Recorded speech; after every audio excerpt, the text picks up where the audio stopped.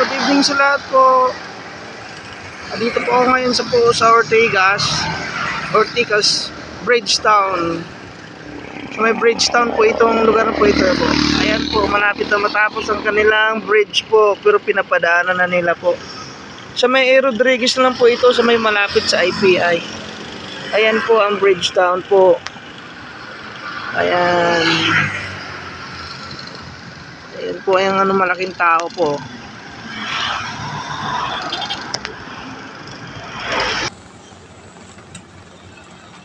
Ayan po, yung malaking tao po, yung makikita ko si blurred po ng ano eh.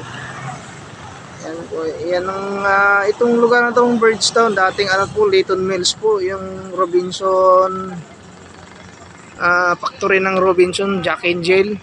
Ngayon, pin-improve na nila, ang gaganda na po ang lugar nila po ito ngayon eh. Ayan po, ganda na po ang lugar nila po. Ito ang Bridgetown.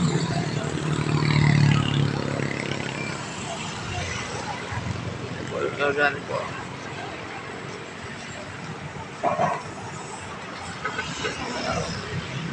Ayan po yung ano po, concentration po ang dyan sa may API banda yan po. Paglabas dito po, pag lumabas sa may ano po ito, Rodriguez, papuntang Quezon City. Ayan po. Pag pumunta po tayo dito, pag lumabas, papunta po ito ng Rodriguez din. Papuntang Pasig, ibang Rodriguez.